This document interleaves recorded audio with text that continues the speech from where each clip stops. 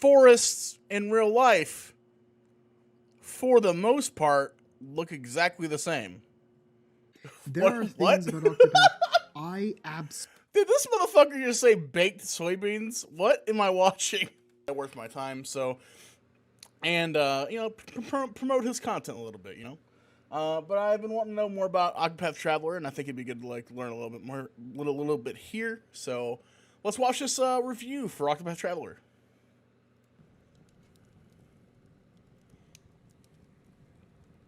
Yes, I finally finished the game. It has been 2.5 years since Octopath Traveler was released, and I picked it up not too long after the release, along with a Switch to play it on. Essentially, I've owned an Octopath machine for 2 years, and I dreaded turning it on every time. What? At least there were the Bravely Default 2 demos to change it into a JRPG machine. Now, there are two main reasons why this game took me so long to beat, and hear me out on both. The first is, I couldn't play. I'd left my Switch back at home when I went to university. But the second reason is that even when I was home, be it for weekend visits or Christmas breaks, I had zero interest in picking up the game and playing it. Every time I turned on my Switch, it was immediately followed with a sigh of discontent. This is me with Fire Emblem 2 or 3 Houses. I want to play the game, but I don't want to go through the process. This was the single biggest mixed bag of a video game I have ever played. And I don't care much for mixed bags. Sure, there's usually stuff in there I enjoy, like candy-coated chocolates and nacho chips, but you can't ignore the overwhelmingly gross taste of coffee-flavored pretzels and baked soybeans that contaminates everything else. What? This game is the same way. There are things about Octopath Did this motherfucker just say baked soybeans? What am I watching? Absolutely love, adore even. And then there's the baked soybeans that made it so hard for me to pick up this game and play.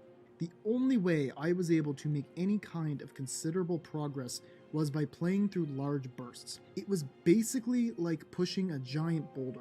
It was hard to start, but eventually the task got easier to persist in. Are there baked soybeans and trail mix? You just roll along with it.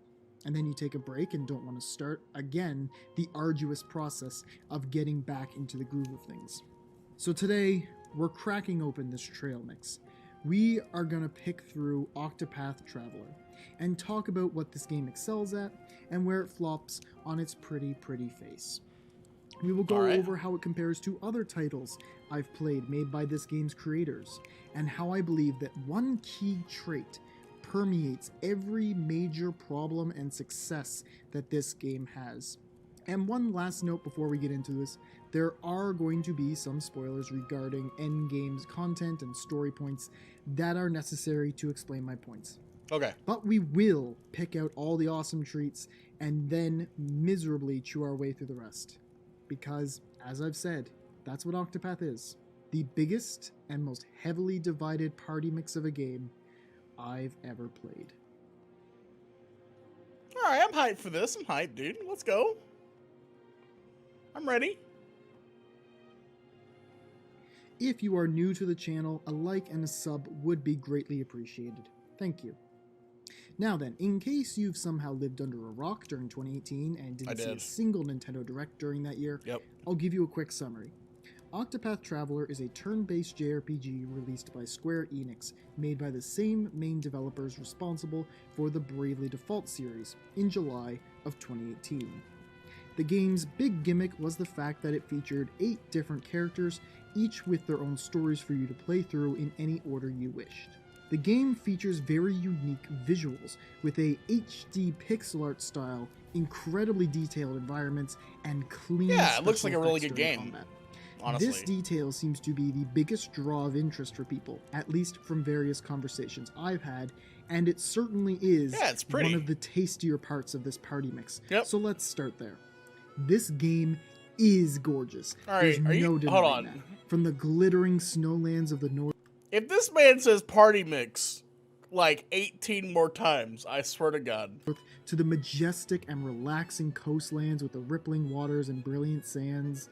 Every outdoor environment has so much personality as you venture across Orstera. This really makes the journeying aspect of Octopath have a lot more body to it compared to your typical JRPG, paired with some great background music to boot. Doing the overworld traveling this game to new towns actually feels like an adventure because of the real physical distance you have to go, and it's pretty enjoyable. The character designs are also great. Every little pixel person fits right into the art style of the world, and I love all the different outfits that come with each job you can equip, whether it makes them look badass like War Master Hannet, it looks like Ragnarok, like Dancer Therion. On top of that, you have these breathtaking illustrations of each character in their status menus, and the map of Orstera itself is well designed, with every single detail actually meaning something and generally representing a physical location you can visit, such as hidden caves and job shrines and such.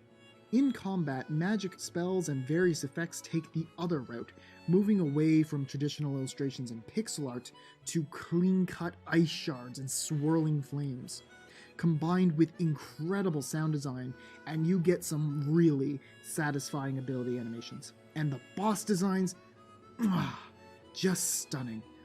I won't show it to save the surprise for anyone who still wants to play the game, but the true final boss design is absolutely incredible, on par with or possibly better than Tree X Death from Final Fantasy V, in my opinion. The last visual element I wanted to address Tree X is the Death, game's no user idea. interface.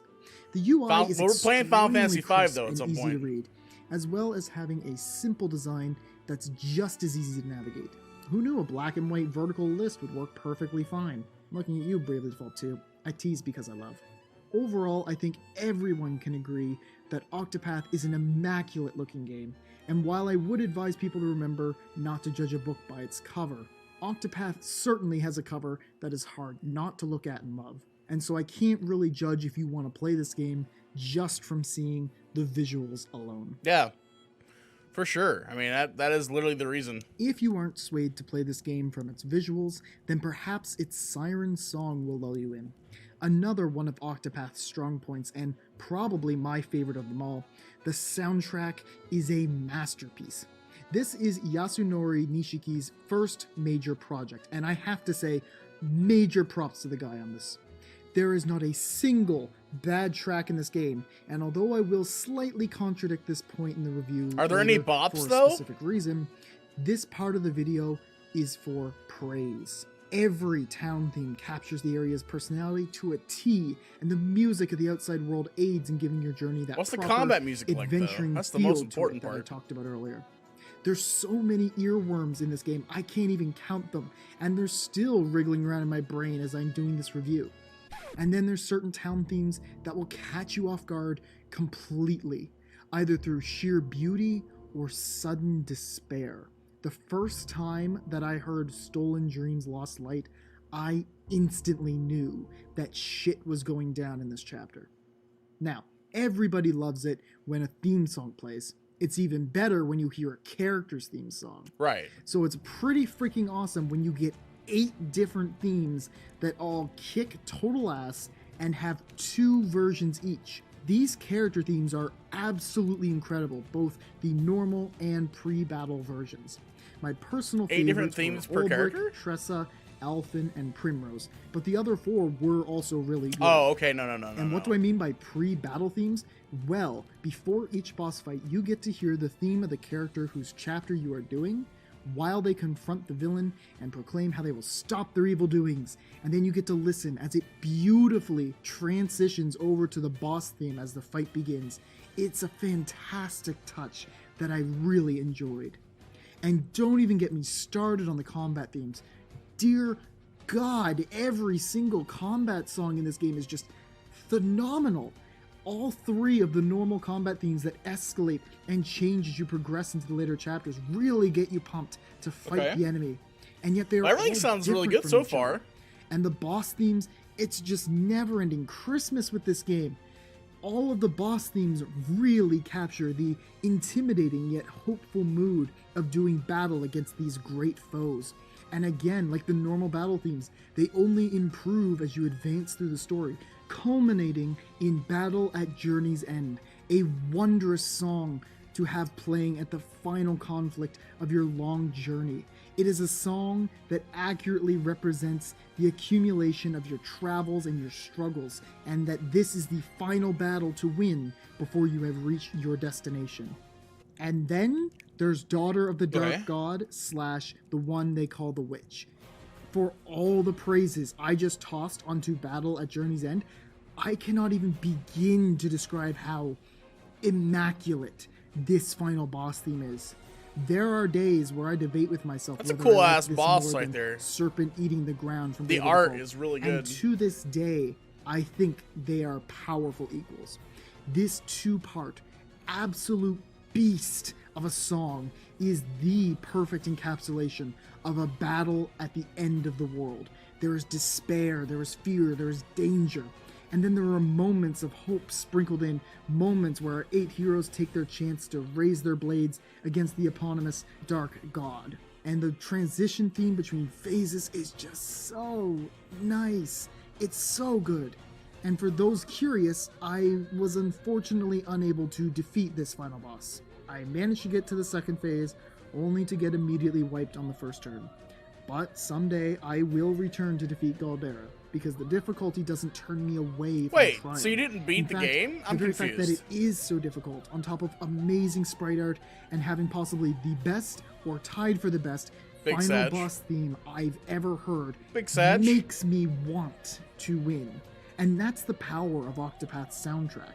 It reaches into your very soul, in a sense, and lights a fire that drives you to fight until the very end. There's a reason I just sat here spitting out compliment after compliment for this music. It is that good. Even if you don't pick up the game, I highly recommend just sitting down and giving it a listen and immerse yourself in the sounds of Orstera. Alex Mukala recently made a great video talking about why the Octopath soundtrack works so well. And as someone with basically no musical knowledge, I really enjoyed the video. So definitely give that a watch after this review. I will put a link to the video in the description. We might watch that. Maybe. In regards to actually playing the game, the combat aspect is probably the best part. And possibly the only good one. Like Bravely Default, Octopath takes the turn-based system and turns it on its head a bit with its own break and boost system. Here's a really quick rundown on how it works. First, let's go over the break system. In combat, enemies have these things called shield points. There are also a number of weaknesses every enemy has. Hitting an enemy with something they are weak to, either a weapon type or element, reveals the weakness permanently if it was not known beforehand, and removes one shield point. When an enemy's shield points hit 0, the shield breaks, making that enemy more open to damage and leaving them stunned for the remainder of that turn and the entirety of the next turn. Boosting is the use of BP or battle points to increase the power of your actions. It's not quite like Bravely where you get extra actions based on how much BP you use, but the heightened power of a boosted action certainly shows. A character naturally gains 1 BP per turn, unless they have used any amount of BP on the previous turn. One thing that makes this system a bit nicer than Bravely's is that a character... So if the visuals are good, the story's good, the music's good, the combat's good, what's the problem with the game? Can hold up to 5 BP at a time instead of 3, meaning they have the ability to do all-out attacks with 3 BP 2 turns in a row instead of 1 typically if they get something restored through, say, an item or a separate ability. Or they're simply able to store up more BP than they use to conserve for later turns when it's needed most. At the top of the screen, turn order for both the current turn and the next are shown, allowing you to plan out your actions based on who is acting when and which enemies you should target first to reduce the enemy's threat level. I'm also a fan of the items in this game. Sure, the equipment is cool and all, and you can get some pretty neat weapons, but I just really like the flavor of making all the recovery items different kinds of fruits. Grapes for health, plums for MP, pomegranates for BP. I don't know, I just thought it was fun. In my honest opinion, I believe Octopath's combat system is more strategic than that of other JRPGs I've played. While Well, that's definitely great. slower than others, the turn order bar alongside the break and boost system makes for fights that are both focused on being calculated and precise with your actions, as well as being satisfying to experience. Every shield break just feels like $1,000,000, and then getting to unleash moves like Brand's Thunder or Ballogar's Blade just feels incredible.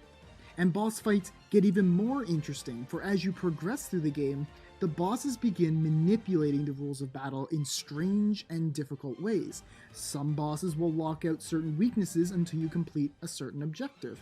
Others will block out turn orders so you can't see. And some swap through multiple sets of weaknesses after having their shield broken. This makes for some excellent fights that add a new requirement for the player, outside of just using strategy: adaptability. And since the combat is relatively slower, this gives the player the time they need to properly adapt, Okay. and possibly be able to pull through any fight without having to restart, even if it might have been easier with a different that sounds job or great. character they didn't bring into the fight. Sometimes there's instances where you do need a specific character or job, such as when I had to swap in a thief for fighting Olbrich's final boss, but for the most part, you have a multitude of strategies available when attempting to defeat a boss. Well, that could get annoying. Speaking of jobs, I feel the class selection in Octopath is a nice, compact amount. There are 8 base jobs, obviously, and then 4 secret jobs that can be obtained through optional bosses. All Oh, of the shit, characters that's start cool, with their base though. classes, of course, and then can be Secret equipped jobs? with one Dude, of that the other sounds 11 sick. later as you find the job shrines around the world. You can also only have one secondary job equipped to a person at a time, i.e. only one person can have the dancer secondary at a time, or the warrior secondary, etc. No 2 characters can have the same secondary class at a time, which I think was a smart move to try and maintain balance without being overwhelming. The abilities of each class are also fairly interesting, and they work well in supporting a form of flavor of the class from the angle that these jobs are self-sustaining for each of these journeyers on their travels. Some jobs felt very flavorful and made sense, such as Warrior, Hunter, and Dancer, while some Right. others seemed very strange yet were still good, such as the very utility-focused Merchant. The method of unlocking Oh, job Merchant's a abilities job? is That also sounds well sick. handled. Instead of progressing through a set order of new commands by hitting thresholds of job points, you instead spend those job points you earn per character on the abilities you want first, and then can get the other abilities later for higher costs as you unlock more of the class. Oh, okay, so you're like Passive multi-classing. skills are also learned by unlocking more abilities within a single class, and super powerful divine skills, which can only be used by spending 3 BP in battle, can only be unlocked once you've learned all other abilities of a job. This level of unlock freedom was much appreciated, and Oh, did he just... I think he spent all this BP on that character to get 4 attacks in. system I personally believe should be made the I see, standard I of see, almost I think. any video game genre with a progression system from now on. Of course, there So are you could still make builds you that could make like a group that just... It seems like a group that could just buff BP on one really strong character and have that really strong character AoE the group down. That's what it looks like he just did. absolutely break this game. At least The that's what it moment looks I like. obtained Ruin Lord and put it on Tressa, the game became substantially easier in an instant. No joke, the secret jobs are insanely busted in this game, and their fights are relatively cheesable. All 4 are incredibly powerful, and I highly recommend obtaining them if you are planning to play or are currently playing Octopath and have not done so. Yeah, they do, but like there's characters that you can buff their BP though. Like I just saw them do it. And that's it. We've picked out all the goodies from this party mix. There might still be some stuff at the bottom of the bag or floating around the middle somewhere, but for the most part, I've gotten the good parts out of the way. So now let's transition from our last topic to one very much related to it: difficulty. While I said that Octopath's combat can be overcome with strategy and adaptiveness, its numbers game is a different beast entirely. Okay, what? Octopath has recommended levels for each chapter, and the way I played this game was by following this recommended level order from lowest to highest, completing each set of chapter 1s, 2s, Okay. 3s, and 4s before moving on to the next set, in the hopes of having a natural curve as I played. That was not the case. Octopath's difficulty curve is closer to a series of hard peaks and long plateaus, and this was bothersome. Take the Chapter 3 set, for example, where upon starting, Alphen had the lowest recommended level of 31. So I go there and I naturally grind my party to be around or just above level 31 to have a fair and good boss fight. Only to have my ass absolutely blasted by the boss. Miguel was such an ass that I had to level my party far higher than the recommended level to even have a chance at beating him, just because of the numbers game. And by the time my party was high enough to do so, now every other chapter in the set, save Therion's, was incredibly easy because now half my characters were buff as hell and crushed each of the next 4 bosses without a problem. And then we hit Therion's chapter and... Wouldn't the recommended level be for the start of the new chapter? So, or I don't understand how recommended levels work. Because, like, when I think of a recommended level for a chapter, I think of the beginning of the chapter, right? So if you're recommending a level of 30 for the beginning of this chapter, then 35 would make sense for the end, right? Am I crazy? Am I crazy on that? ran right into the cliffside of another difficulty spike. If the recommended levels have such a natural curve to them, ranging between levels 31 to 39 for this set, then why were the spikes so high and weirdly placed? The Chapter 1 set on the other side of the coin was incredibly easy, though in this case I understand why. They wanted to make it so you could start with any character you wished, therefore every single first chapter was at the difficulty level of a tutorial. Because that's what every Chapter 1 in this game is. A tutorial. Enjoy that for the first 10 hours of this game, repeating tutorial after tutorial after tutorial, and not having the game get any harder. Also, as a quick side note, why on God's green earth would they want you to spell out Octopath with the character order you play?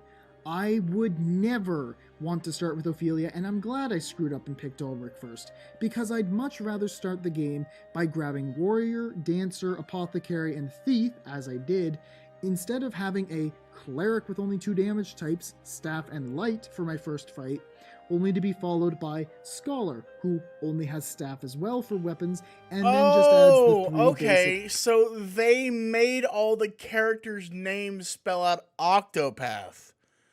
And they wanted you to go down the line O-C-T... Oh! black magic I elements get it. to the mix. In a game where exploiting weaknesses I can see how that crucial can be to frustrating. combat, I would not want to have to rely on magic so early on for both breaking shields and doing the actual damage, as I can see myself running out of MP quick and having my squishy mages just fall over because I don't have enough inspiring plums at this point in the game to restore my MP. Having the weapon and magic mix available from starting with Ulbrich and Primrose, as well as the more natural party formation from continuing this way, makes a lot more sense. Also, whatever character you start with cannot be swapped out of the party until you complete their 4th chapter, so I'm really glad I wasn't stuck with Ophelia for about 90% of this game. Perhaps they wanted you to start by spelling Octopath to create the difficulty that was missing from these tutorial chapters, as I previously mentioned, but I believe in the long run, and probably at the beginning too, it would ruin your fun. The reason I go over this may be from a more personal perspective, but I prefer a consistent difficulty. Not simple, not too easy or too hard, but rather a gradual climb that challenges you fairly as equally as you grow. Yo, this that's a fair criticism. That stretches to both ends of the spectrum, however, was highly noticeable and made for moments of equal frustration when a boss suddenly seems way too difficult for the level that was recommended, or far too easy and gave no gratification for being a pushover. And while I may find this game's difficulty to be annoyingly inconsistent, The format of chapters are on the flip side, in that they are ridiculously boring and repetitive. Save for a few examples I will mention shortly, every single chapter in Octopath follows the exact same routine. Enter a town, get your opening cutscene, run around town and use that character's path action, grind in the dungeon for 2 hours, fight the boss, get your ending cutscene, and repeat. This grew quite rough, repeating the same exact cycle over and over and over again.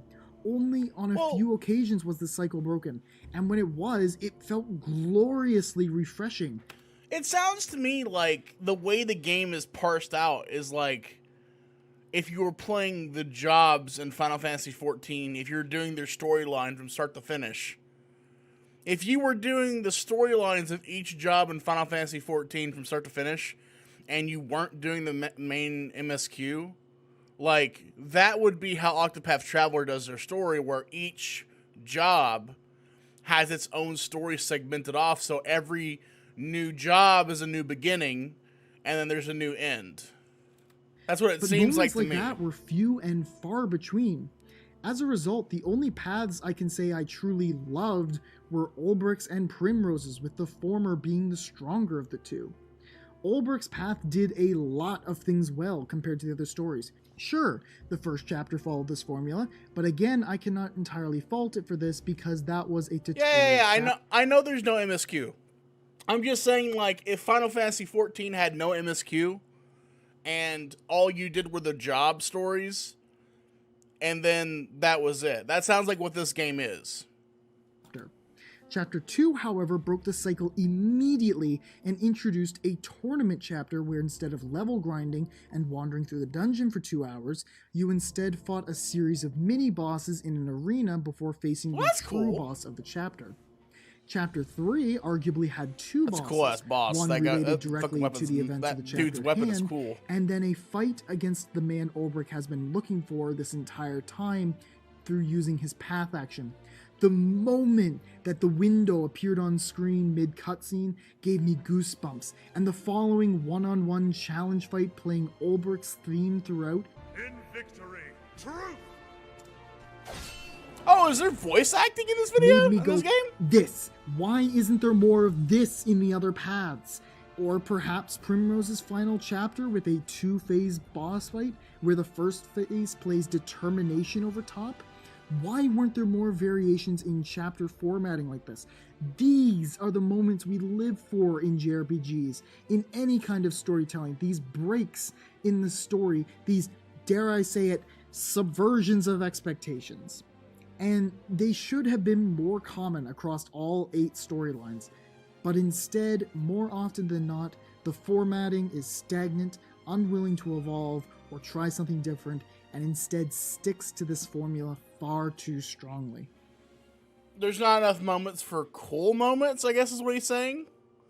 I mean, that's a fair criticism too, if that's true. Just like the numerous crossroads our heroes encountered on their travels, there's a number of directions we can go from here. I'll just take the closest path and talk about dungeon design.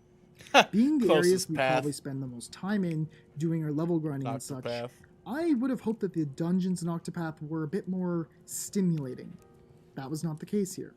Octopath has 4 kinds of dungeons: caves, forests, high-class buildings, and a few sewers here and there, and they all look the same. Forests were the worst offenders in this department. The other places at least made an attempt at looking different and succeeded occasionally, but forests were just the worst. There were times where I could literally not tell the difference between one forest and another because they looked exactly the same. At least the sewers, though similar, looked pretty cool. Sure, but forests in real life, for the most part, look exactly the same. Like, if you live in an area and you go into a forest near you, and then you go to a forest an hour away, they all kind of look the same. And I actually liked going through them. Normally, I might not have such a problem with this, but it's only a small part in the greater whole problem that was tedium. Whether or not the visuals are interesting, these dungeons are extraordinarily bland. They were 1 to 2 room mazes more often than not, with a few chests along the way. And not even that complex of a maze, mind you. No, these were just walk from entrance to boss dungeons, from point A to point B, with some chests scattered around here and there. I'm going to use an example from the Bravely series for comparison, both as a modern JRPG and because it was made by some of the same people who made Octopath. Geyser Grotto was a very cool dungeon introduced in Bravely 2nd. The dungeon had the very neat gimmick of every room applying a different effect to combat. For example, one room applied Berserk to all participants in battle, friend and foe. Another room greatly favored magic damage over physical, and so as you progressed, you had to constantly adapt in order to survive in this ever-changing environment. On top of that, there were a series of puzzles involving moving platforms to create bridges across the scalding hot geysers to access different areas, as well as having chests here and there too. Whether you found Geyser Grotto to be annoying or not, this is top-notch creative dungeon design. Octopath doesn't have anything remotely close to this. Again, you just wander along the most obvious path until you eventually end up at the boss. Why didn't they have dungeons that block certain weaknesses from being exploited? What about a really dark dungeon that blocks your turn order from being seen? Sure, it might be annoying. Sure, I mean, I guess that's a good argument, but I mean, overall, like, I don't really play, like, Final Fantasy type games or tactic games with the intention of having a puzzle in the middle. I don't really care about that. Like, for the most part, when it comes to, like, these kind of games, I look forward to the grind. I look forward to the intricate, like, puzzles of the boss encounters. Because the boss encounters are the puzzle, right? That's the entire point, is that the puzzle is the boss fight, right? Your job is to get from one boss fight to another and then figure out how to beat the boss fight. At least that's my experience. But it would certainly keep the place from being stale. Just give me something, anything. Now some of you might be saying, hey, wait a minute, Final Fantasy did the same exact thing of mazes and chests, and you're not criticizing what they did? While that is true, Final Fantasy dungeons are also usually longer than most Octopath dungeons, giving you an actual sense of exploration to the places you go. It's a little bit flimsy. That argument's a bit Traveler flimsy. is from 2018. I would hope But that you know games what? have evolved That's since fine. prior days of JRPG dungeons, instead of using outdated mechanics. God, even Bravely Default 2 is moving away from set random encounters to avoidable encounters. So why do we have set encounters in this game? There were even chances for Octopath to do something more interesting, and they just chose not to. For the multiple chapters that take place on the coastlands, none of their dungeons feel like you're on the coast. Have a dungeon that's just a beach, where you have to wander between sandbars in the afternoon sun and wade through shallow water for hidden chests. You could have the remains of wrecked ships stretching the shoreline, and no, it's just caves again. The overworld looks gorgeous and more unique in each location. That's a so super why big fair. can't the That's a super dungeons fair have that criticism. kind of That's fine. change and variance? So the only That's a thing little you bit have nitpicky, to but do you in know these what? I get dungeons it. is find the end, which is easy, open some chests along the way, and level grind. And as well designed as the combat is, anything can become boring in excess, including the combat. Level grinding became a chore. Sure. And for as good as the music is in Octopath, eventually That's I just got so every fucking sick of JRPG listening though. to these themes ad nauseum. They all That's because eventually one of my become biggest a chore. grievances with All of Octopath them. is its inability to distract me from the fact that I'm playing a JRPG. By this I mean, Octopath doesn't draw me in enough to either not care or forget about the... Like, almost none of them do, though. Like, eventually you know what you're doing. You're just grinding out levels. That's literally every JRPG, though. Like this. That's every tactics game like this. So that's not even remotely a fair criticism, in my opinion. But I mean, that's a fair criticism on the genre. You can say the genre needs to evolve and give a good story so that eventually you're not thinking about levels and they make the leveling curve better so that you don't have to grind as much. Yeah, that's fair. But to say, like, it's a unique thing for this game to have a grindy leveling curve, it's just not. It's not unique to this at all. The fact that I'm just running in circles around the same area, trying to make my numbers bigger than the boss's numbers. Enrapture me with story, with gameplay. It also and seems with like you clever picked the dungeons wrong, designed to make like, me think path. while I do so, yeah?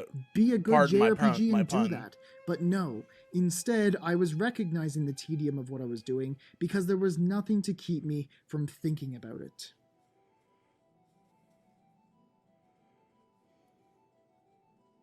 I've saved this section for Oh, the no, him, end since not there you. is going to be some story talk, which means spoilers. Opinions on Octopath's story seem to vary from loving it to hating it, and I'd say I'm more towards the latter. Not all the way there, but almost.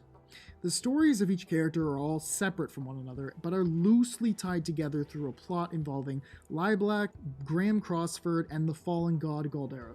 Oh hey, I found one more of the good candies. I found the lore of Octopath to be incredibly interesting. The entire story behind this. We're gonna skip this part.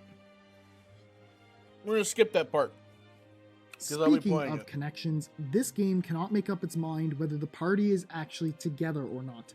Take Primrose's third chapter, for example. At the end of the chapter, after beating the boss, the very obvious old friend Simeon, who is introduced in this chapter, reappears and stabs.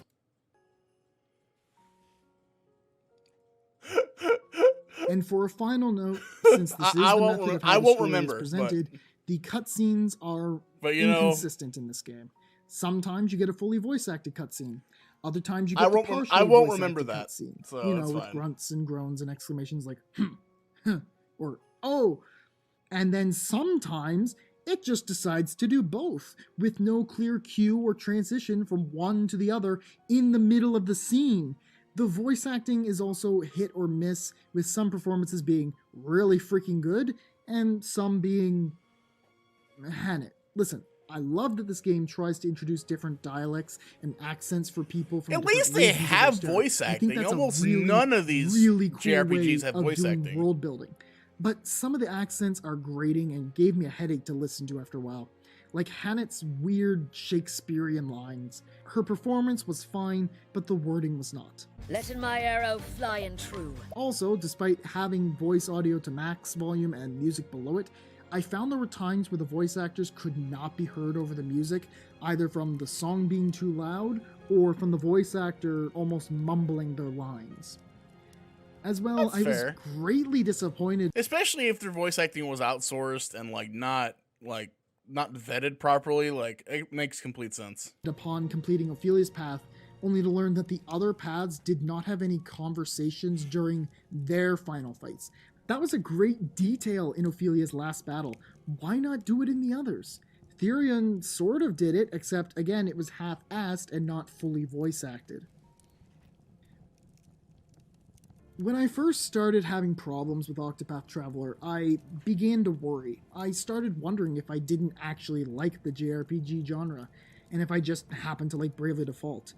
That worry That was probably is quelled right. when I played Final Fantasy 4 and 5 on stream and realized, oh, I do like JRPGs, I just don't like Octopath. Now, there is one word that has been searing in my mind throughout this entire review, ever since I started thinking Sure, but go play Final Fantasy 1 and tell me if you like it. just go play Final Fantasy 1 and tell me if you enjoy that. about what could be the biggest contributor to all of my problems with Octopath.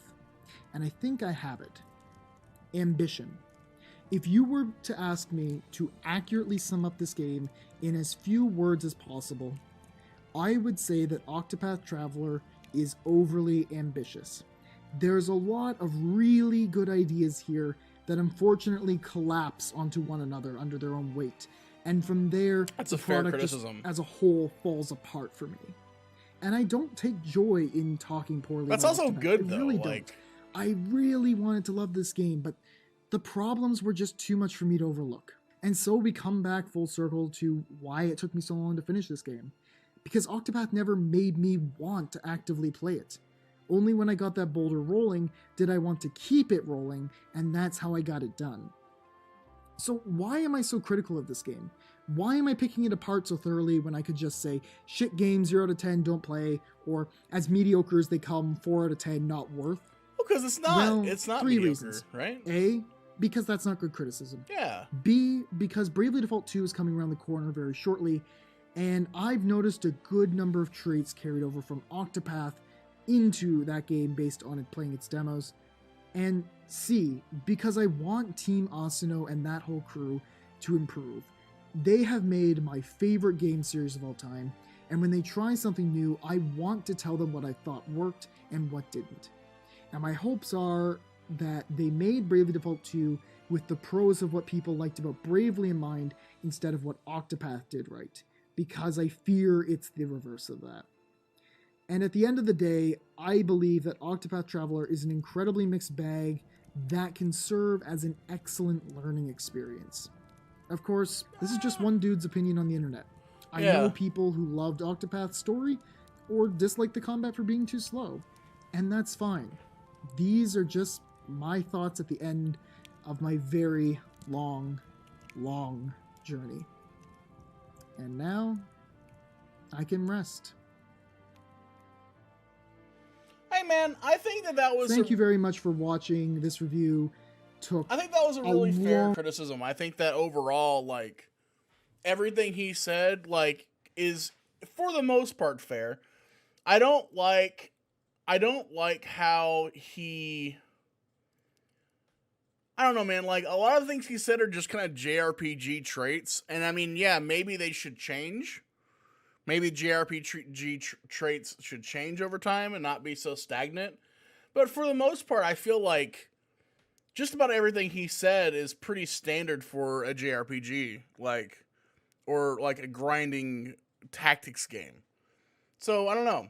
The art style's pretty sick. The music sounds like it's going to be good. The story sounds pretty cool. Especially if you're used to, like, piecemeal story, which I am from Final Fantasy XIV.